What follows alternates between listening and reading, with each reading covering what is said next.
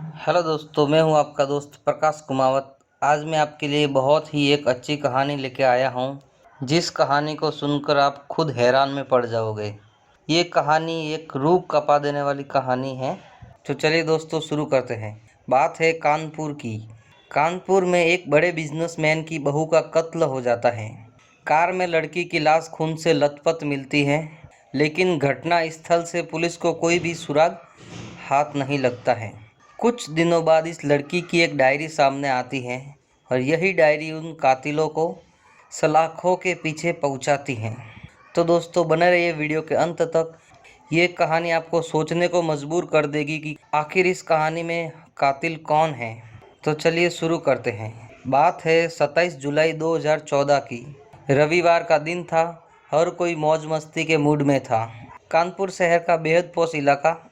पति पत्नी पीयूष और ज्योति भी अपने संडे को खूबसूरत बनाने का प्लान करते हैं। दोनों अपनी होंडा कार से निकलते हैं और सीधे पहुंच जाते हैं एक बेहद खूबसूरत स्टाइलिश रेस्टोरेंट कार्निवल में। दोनों रेस्टोरेंट के बाहर कार पार्क कर देते हैं और अंदर चले जाते हैं। वेटर पीयूष और ज्योति के पास आता है और बैठने के लिए पास वाली सीट की तरफ इशारा करता है। दोनों पति पत्नी रेस्टोरेंट में बैठते हैं, खाना ऑर्डर करते हैं और कुछ वक्त बिताते हैं, और फिर वहां से खाना वगैरह खाकर निकल जाते हैं। कार में म्यूजिक बज रहा था। ज्योति पीयूष को लॉन्ग ड्राइव पर चलने को कहती है, लेकिन पीयूष पत्नी की इस फरमाइश के लिए हामी नहीं भरता। लेकिन ज्योति जिद पर अड़ी रहती है, फिर भी पीयूष नहीं मानता। रेस्टोरेंट से निकलने के बाद दोनों आखिरकार अपने घर की तरफ रवाना हो जाते हैं। होंडा कार कंपनी बाग चौराहे से रावतपुर रोड की तरफ बढ़ती है। ज्योति का मूड बहुत ख़राब हो जाता है। वो संडे के दिन मस्ती करना चाहती थी, लेकिन पीयूष उसकी बात नहीं मानता है। कानपुर के बेहद अमीर परिवार से ताल्लुकात रखने वाले पीयूष और ज्योति की शादी 2 साल पहले ही हुई थी। खैर, ज्योति और पीयूष कौन हैं, इनके परिवार में इनके अलावा कौन कौन हैं, ये हम आपको ज़रूर बताएंगे। फ़िलहाल अभी अपन बात करते हैं ज्योति और पीयूष की। दोनों कार में हैं। जब दोनों कार में आगे बढ़ते हैं तो उनके बीच में कोई बातचीत नहीं होती है। गाड़ी घर की तरफ बढ़ती है, लेकिन अगले ही पल में जो उनके साथ होने वाला होता है, ये दोनों सोच भी नहीं सकते थे।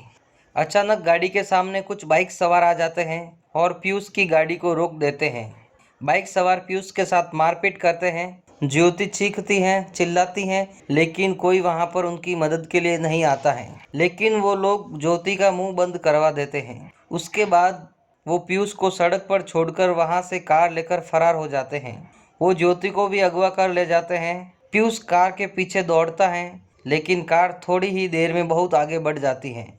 कार पीयूष की आंखों के सामने से ओझल हो जाती है। वो ज्योति के फ़ोन पर फ़ोन मिलाता है। फ़ोन पर रिंग बजती है। ज्योति फ़ोन भी उठाती है और वो रोती रहती हैं। ज्योति सामने से आवाज़ लगा रही थी, बचाओ बचाओ, मुझे बचाओ, लेकिन तभी किडनैपर उसे जान से मारने की धमकी दे देता है और उसके हाथ से फ़ोन लेकर फ़ोन को कट कर देता है। पीयूष फिर भी फ़ोन लगाता है, लेकिन अब कोई भी फ़ोन नहीं उठाता है। पीयूष रोता है, पागलों की तरह इधर उधर मदद के लिए दौड़ता है, लेकिन कोई भी उसकी मदद नहीं करता है। काफ़ी देर के बाद एक बाइक सवार उसकी मदद करने को तैयार हो जाता है। पीयूष बाइक सवार को लेकर रावतपुर पुलिस स्टेशन की ओर बढ़ जाता है। अब ध्यान से सुनिए दोस्तों, जो आप बीती हमने आपको अब तक सुनाई है, वो कहानी सिर्फ पीयूष के द्वारा घड़ी गई थी। पीयूष ने यह कहानी पुलिस को सुनाई। एक एक शब्द ये पीयूष के थे, लेकिन पुलिस के सामने पीयूष रो रो कर अपना बयान देता है और बताता है कि कैसे उसकी पत्नी को उसके सामने ही अपहरण कर लिया गया। इसी दौरान एक फ़ोन बजता है। इस फ़ोन से पता चलता है कि पीयूष की होंडा कार मिल गई है, लेकिन कार के अंदर ज्योति की लाश भी मिली है। पुलिस मौके पर पहुंचती है। ज्योति का जिस्म खून से सना हुआ था। ऐसा लगा जैसे किसी ने धारदार हथियार से उसके शरीर पर कई वार किए थे। ज्योति का कत्ल बड़ी बेरहमी से किया गया था। ज्योति की बॉडी पोस्टमार्टम के लिए भेजी जाती है। जैसे ही ये खबर कानपुर में फैलती है, तो लोगों में सनसनी फैल जाती है। जैसा हमने आपको बताया कि पीयूष कानपुर के एक बड़े बिजनेसमैन घराने से ताल्लुक़ रखता था और पीयूष ओम प्रकाश दसानी जो गिने चुने बड़े कारोबारियों में से हैं, उनका छोटा बेटा है। 2012 में पीयूष की शादी ज्योति से हुई थी। ज्योति भी बिजनेस घराने से ही ताल्लुकात रखती। ज्योति के पिता का जबलपुर में प्लास्टिक का बड़ा बिजनेस है। अब जबकि ज्योति की मौत हो चुकी है तो ये पूरे कानपुर शहर में चर्चा होने लगती है। अरबपति बिजनेसमैन की बहू का कत्ल, ये खबर सबका ध्यान अपनी ओर खींचती है। मामला बड़े खानदान से जुड़ा हुआ था तो पुलिस भी और ज़्यादा सतर्क हो जाती है। तमाम बड़े ऑफिसर मामले पर अपनी नज़र रखते हैं।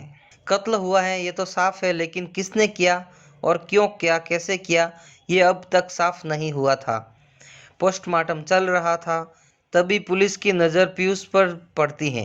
पीयूष भी अपने परिवार वालों के साथ अस्पताल पहुंच जाता है। उसके अलावा ज्योति के परिवार वाले भी जबलपुर से कानपुर आ जाते हैं।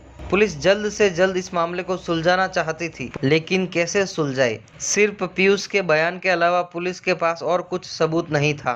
कार में भी कोई ऐसा सबूत उनके हाथ नहीं लगा। मामला बेहद ही पेचीदा होने लगता है। इसी दौरान पुलिस थोड़ा सा हैरान होती है जब वो हॉस्पिटल में पीयूष को देखती है। थोड़ी देर पहले पीयूष ने दूसरी शर्ट पहनी थी, लेकिन अब वो शर्ट को चेंज कर लेता है। एक तरफ वो लगातार रो रहा था और दूसरी तरफ उसका शर्ट का बदलना पुलिस को कुछ हैरान कर देता है।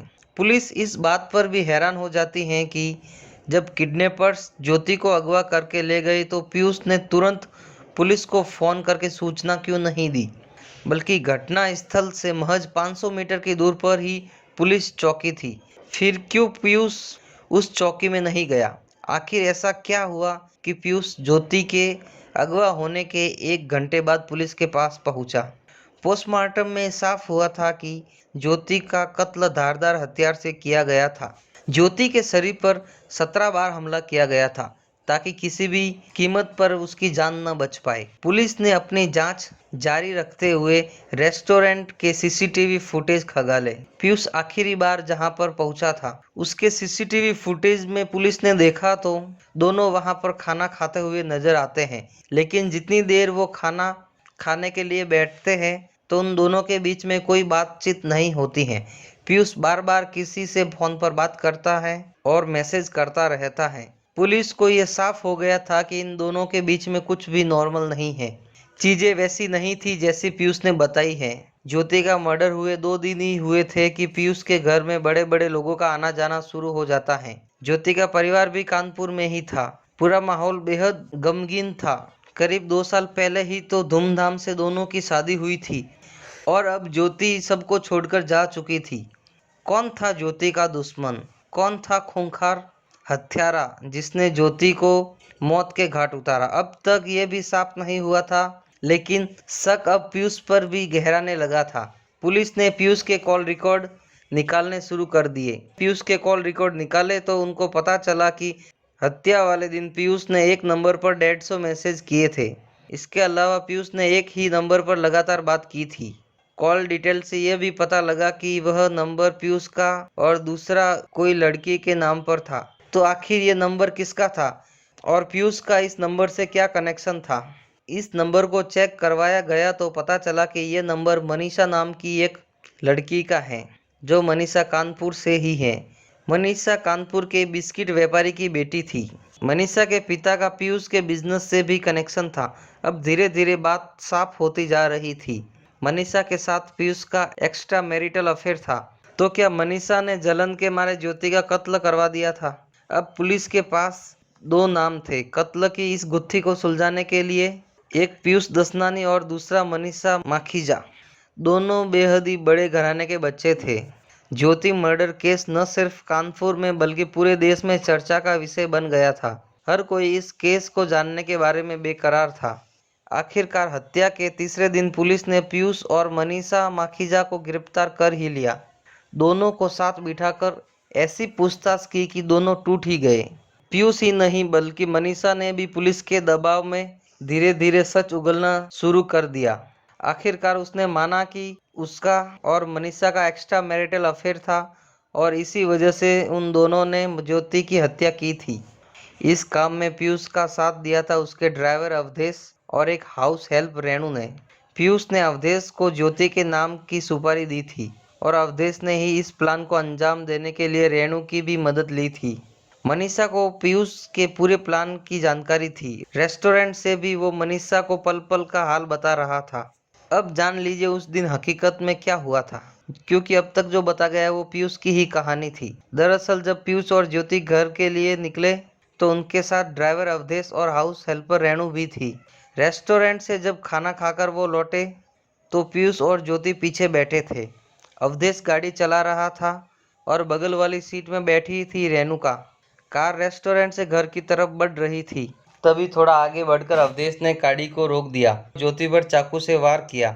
ज्योति घायल हो गई। उसके बाद में एक के बाद एक तब तक वार करता रहा जब तक कि ज्योति की मौत नहीं हो गई, और फिर ज्योति की लाश को कार में ही छोड़कर तीनों फरार हो गए।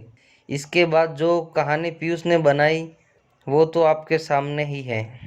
4 दिन में ही कानपुर के हाई प्रोफाइल मर्डर केस को पुलिस सुलझा चुकी थी।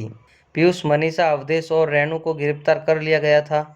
हर कोई हैरान था। इसी दौरान पुलिस को ज्योति की एक डायरी भी मिलती है जिसमें ज्योति ने कई जगह यह जिक्र किया था कि पीयूष और उसके बीच रिश्ते अच्छे नहीं हैं, शादी के दिन से ही अच्छे नहीं हैं। ज्योति को पीयूष के एक्स्ट्रा मैरिटल अफेयर का भी पता था और उसने पीयूष के माता पिता से भी इसके बारे में बात की थी, लेकिन उसके माता पिता ने कुछ नहीं किया। किसी ने ये नहीं सोचा था कि पीयूष प्यार में अंधा होकर इतना बड़ा कदम उठा लेगा। थैंक यू दोस्तों, वीडियो को अंत तक देखने के लिए। वीडियो अगर अच्छा लगा है तो वीडियो को लाइक करें, शेयर करें और चैनल को सब्सक्राइब करें। और भी नए नए वीडियो को देखने के लिए इस चैनल पर बने रहिए।